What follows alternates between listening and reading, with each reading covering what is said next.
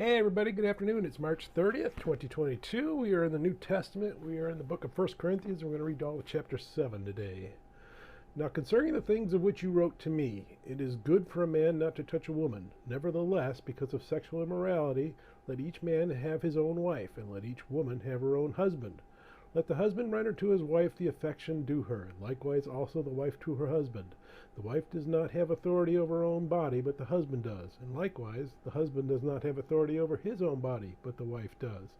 Do not deprive one another except with consent for a time, that you may give yourselves to fasting and prayer, and come together again so that Satan does not tempt you because of your lack of self-control. But I say this as a concession, not as a commandment. For I wish that all men were even as I myself, but each one has his own gift from God, one in this manner and another in that. But I say to the unmarried and to the widows, it is good for them if they remain even as I am. But if they cannot exercise self-control, let them marry. For it is better to marry than to burn with passion. Now to the married I command, yet not I, but the Lord. A wife is not to depart from her husband, but even if she does depart, let her remain unmarried or be reconciled to her husband, and a husband is not to divorce his wife. But to the rest I, not the Lord, say, if any brother has a wife who does not believe, and she is willing to live with him, let him not divorce her. And a woman who has a husband who does not believe, if he is willing to have her, let her not divorce him. For the unbelieving husband is sanctified by the wife, and the unbelieving wife is sanctified by the husband. Otherwise your children would be unclean, but now they are holy. But if the unbeliever departs, let him depart. A brother or a sister is not under bondage in such cases. But God has called us to peace. For how do you know, O wife, whether you will save your husband? Or how do you know, O husband, whether you will save your wife? But as God has distributed to each one, as the Lord has called each one, so let him walk. And so I ordain in all the churches. Was anyone called while circumcised? Let them not become uncircumcised. Was anyone called while uncircumcised? Let him not be circumcised. Circumcision is nothing, and uncircumcision is nothing, but keeping the commandments of God is what matters. Let each one remain in the same calling in which he was called. Were you called while a slave? Do not be concerned about it. But if you can be made free, rather use it. For he who is called in the Lord while a slave is the Lord's freedman. Likewise, he who is called while free is Christ's slave. You were bought at a price. Do not become slaves of men. Brethren, let each one remain with God in that state in which he was called.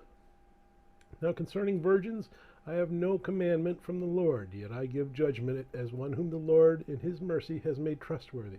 I suppose therefore that this is good because of the present distress, that it is good for a man to remain as he is.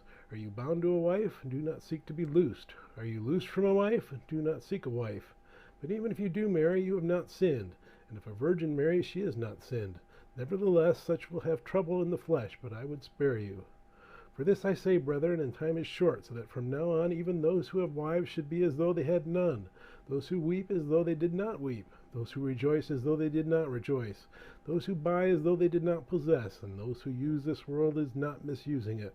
For the form of this world is passing away. But I want you to be without care.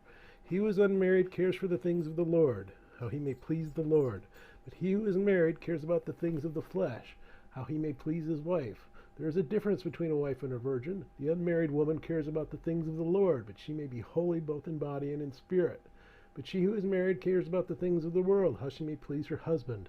And this I say for your own profit, not that I may be put a leash on you, but for what is proper, and you may serve the Lord without distraction. But if any man thinks he is behaving improperly toward his virgin, if she is past the flower of youth, and thus it must be, let him do what he wishes. He does not sin, let them marry. Nevertheless, he who stands steadfast in his heart, having no necessity, but has power over his own will, and is so determined in his heart that he will keep his virgin, does well. So then, he who gives her in marriage does well, but he who does not give her in marriage does better. A wife is bound by law as long as her husband lives, but if her husband dies, she is at liberty to be married to whom she wishes, only in the Lord. But she is happier if she remains as she is, according to my judgment, and I think I also have the Spirit of God. May God bless the reading of the Word. May God bless you. Bye.